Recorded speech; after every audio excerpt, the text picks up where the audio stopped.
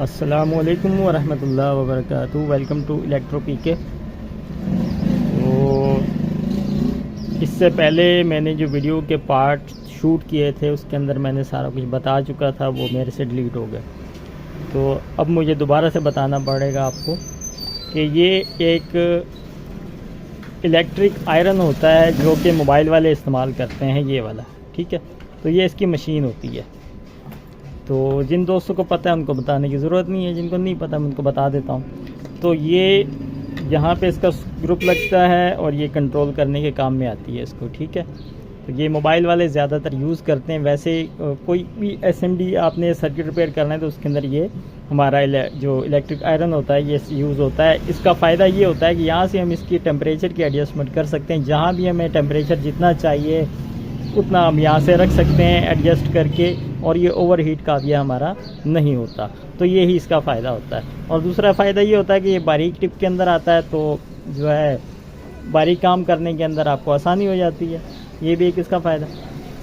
तो बहरहाल अब ये था कि इसको हमने करना था 12 वोल्ट के ऊपर, क्योंकि ये एसी वोल्टेज के ऊपर चल रहा होता है। अब मैं थोड़ा सा आपको इसका समझा देता हूँ ये काम कैसे करता है। तो इसके अंदर ये देखें, ये इसकी बॉडी है।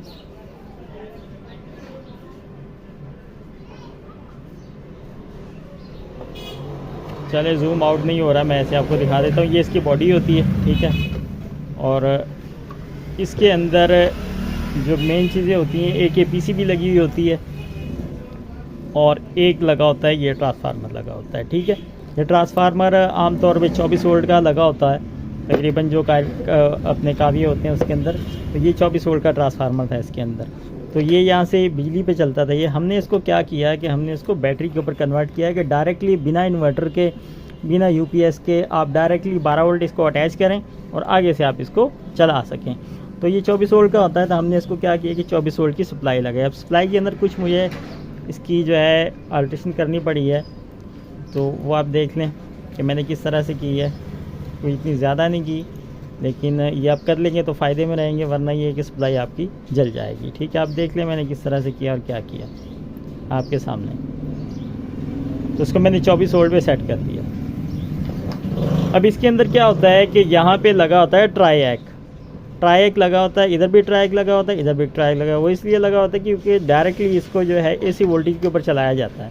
यानी ट्रांसफार्मर से 220 से 24 वोल्ट एसी के अंदर यहाँ से आउटपुट हो रहे होते हैं, और बिना इसको रेक्टिफायर किए हुए, बिना इसको कैपेसिटर वगैरह लगाए हुए, डायरेक्टली इसको 24 वोल्ट एसी पे चला दिया जाता है। तो एसी के लिए क्या होता है कि यहाँ पे एक ट्रैक का यूज़ किया जाता है, जिसका नंबर ये मेरे हाथ में है, मैं आपको दिखा देता हूँ। ये देखो,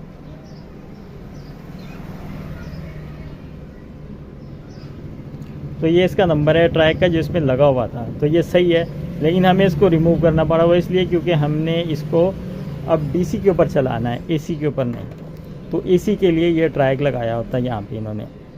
इसका नंबर BTA 08 है। अगर आपको ना नज़र आया तो मैं बता देता हूँ आपको, ठीक है। एक ये ट्रैक लगा होता है और एक इसके अंदर छोटा ट्रैक लगा होता है जो मैंने शायद यहाँ कहीं रखा होगा, ये रहा। एक ये ट्रैक लगा होता है इसके अंदर BT 131, ये ट्रैक छोटा सा है।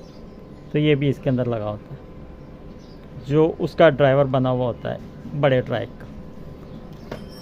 तो अब डीसी पे चलाने के लिए हमने जो है किया ये है इसके अंदर। वैसे तो इसमें और भी काफ़ी कुछ रिपेयरिंग किया है जिसकी वीडियो मेरे से डिलीट होगी, वो भी मैं आपको बता दूँ। इसका ये वॉल्यूम कंट्रोलर जो है ये ख़राब था, पोटेंशियोमीटर भी जिसे कहते हैं, तो ये ख़राब था और ये हमने चेंज कर दिया। इसके अंदर 100K का लगाया है, 100K का लगा होता है, सेम वही लगा दिया। उसके बाद ये कैपेसिटर लगा होता है यहाँ पे इस जगह पे। तो ये 47 UF 25 वोल्ट का कैपेसिटर था, तो मुझे यहाँ से मिला नहीं वो। तो मैंने क्या किया है कि इसके अंदर ये देखें, आपको शायद नज़र ना आ रहा हो इस वक्त, तो यहाँ पे एक लगा हुआ होता है। मैं इस तरह से दिखा देता हूँ आपको, ये रहा।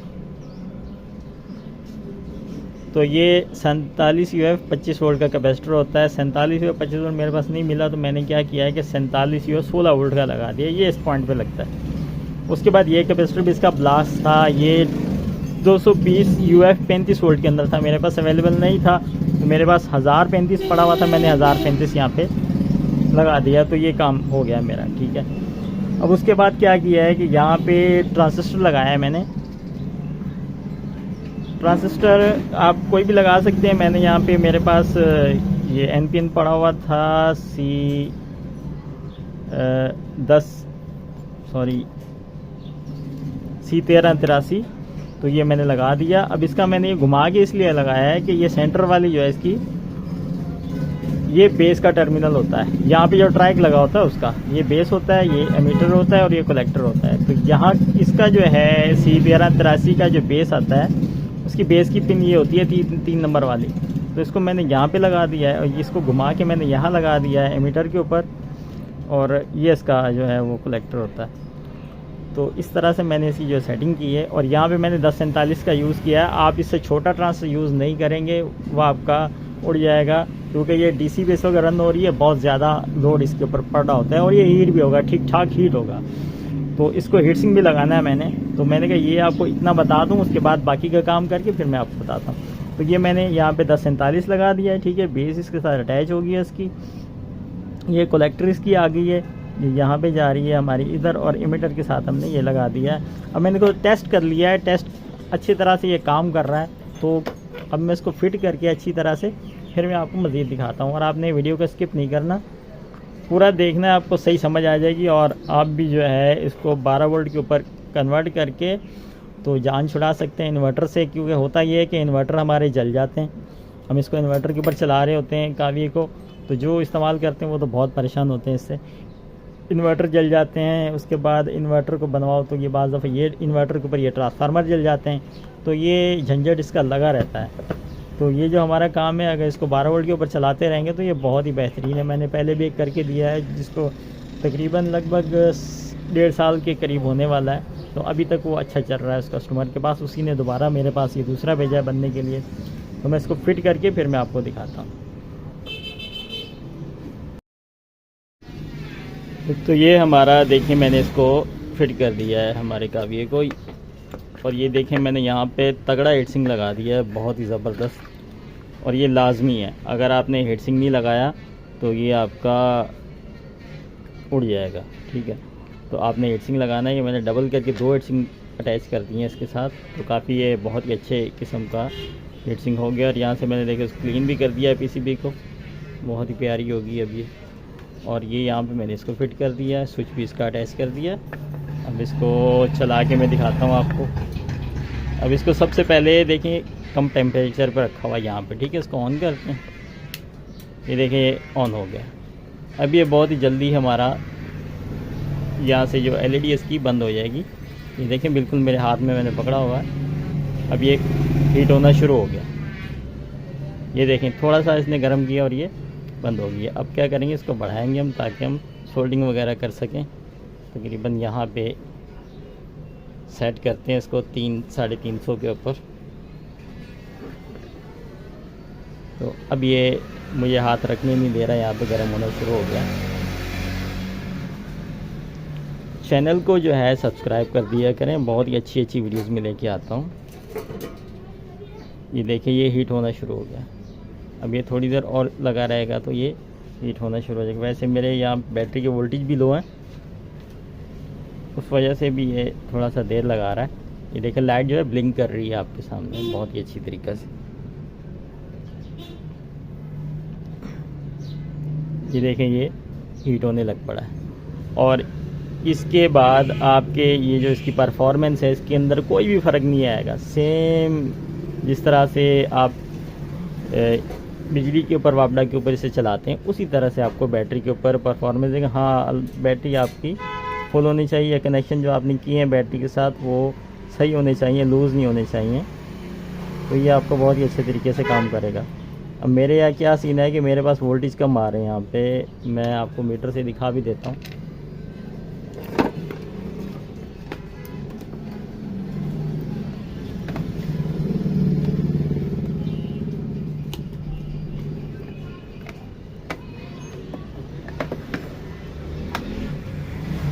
यह देखिएगा पीछे सप्लाई में वोल्ट आ रहे हैं, जो तकरीबन यहाँ मेरे पास 9 वोल्ट आ रहे हैं इस वक्त, ठीक है।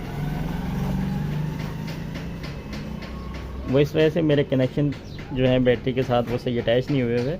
मैं दूसरे कनेक्शन लगा के आपको दिखाता हूँ, ये बहुत ही अच्छी तरीके से वर्क करेगा।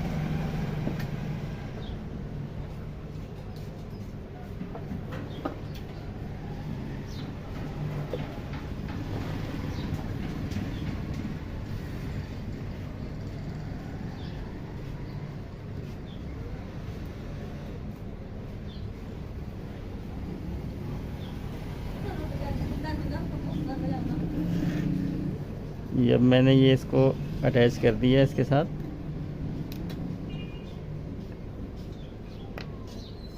अब ये हमारा जो है सही तरह से वर्क करने लग जाएगा। इसमें थोड़ी सी और बढ़ा भी देता हूँ इसकी हीट। और बाज़ दफ़ा ऐसे भी होता है इसकी कैलिब्रेशन जो है ये भी यहाँ से गलत हो जाती है। ये देखिए यहाँ पे वियर लगा होता है इसके अंदर, यहाँ से कैलिब्रेशन होती है। अगर 350 की डिग्री पे आपने रखा हुआ है इसे, तो यहाँ पे अगर 350 नहीं दे रहा है टेम्परेचर, तो आपने यहाँ से एडजस्ट करना होता है। तो ये बाज़ दफ़ा इसकी सेटिंग भी ख़राब हो जाती है, उस वजह से भी ये मसला करता है। तो अभी ये देखें ये शोल्डर को जो है अच्छे तरीके से पकड़ने लग पड़ा।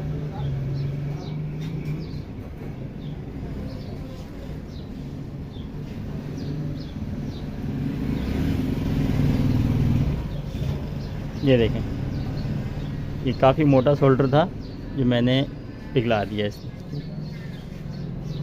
इस तरह से आप भी बना सकते हैं। सब्सक्राइब कीजिए हमारे चैनल इलेक्ट्रो पीके को। मिलते हैं किसी नेक्स्ट वीडियो के अंदर, तब तक के लिए अल्लाह हाफिज़।